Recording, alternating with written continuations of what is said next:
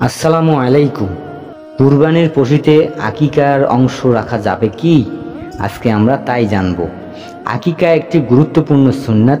রাসূলুল্লাহ সাল্লাল্লাহু আলাইহি ওয়াসাল্লাম বলেছেন, সব শিশু তার আকিকার সাথে দায়বদ্ধ অবস্থায় থাকে। জন্মগ্রহণ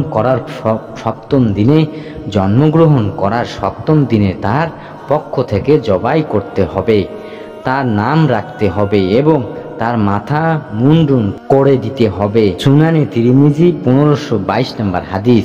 রাসূলুল্লাহ সাল্লাল্লাহু আলাইহি ওয়াসাল্লাম একটি ছাগল জবাই করে তার নাতি হাসান রাদিয়াল্লাহু আনহুর আকিকা করে দিয়েছিলেন। সুনানে তিরমিজি 1602 নম্বর হাদিস। উম্মুল মুমিনিন আয়েশা রাদিয়াল্লাহু আনহা থেকে বর্ণিত, তিনি বলেছেন, রাসূলুল্লাহ সাল্লাল্লাহু আলাইহি ওয়াসাল্লাম পুত্র সন্তানের জন্য দুটি ও কন্যা সন্তানের জন্য একটি পশু আকিকা করার নির্দেশ দিয়েছেন। তিরমিজি হযরত আবু হুরায়রা রাদিয়াল্লাহু থেকে বর্ণিত, রাসূলুল্লাহ সাল্লাল্লাহু আলাইহি ওয়াসাল্লাম বলেছেন, ইহুদিরা পুত্র সন্তানের আকিকা করত কিন্তু কন্যা সন্তানের আকিকা করত না।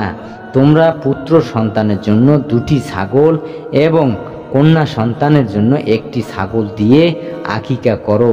সুনানে কুবরা লিল বাইহাকি 19760 নম্বর হাদিস।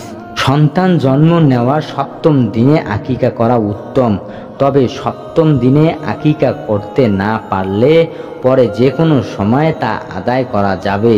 শিশুর জন্মের সপ্তম দিন আকিকা করা না হয়ে থাকলে কুরবানির ঈদের দিন কুরবানির পশুর সঙ্গে শিশুর আকিকা করা যাবে।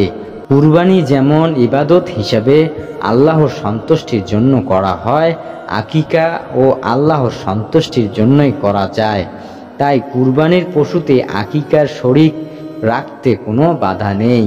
উট ও গরুর মতো যেসব বড় পশু 7 শরীকের পক্ষ থেকে কুরবানি করা যায়, ওইসব পশুতে 4 শরীকের পক্ষ থেকে কুরবানি হলে আরও 2 বা 3 শরীকের পক্ষ থেকে আকিকাও হতে পারে।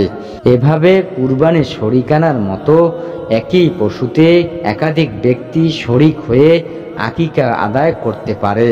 জেনে বুঝে ইবাদত করার তৌফিক দান করুক, আমিন। জাযাকাল্লাহু খাইর।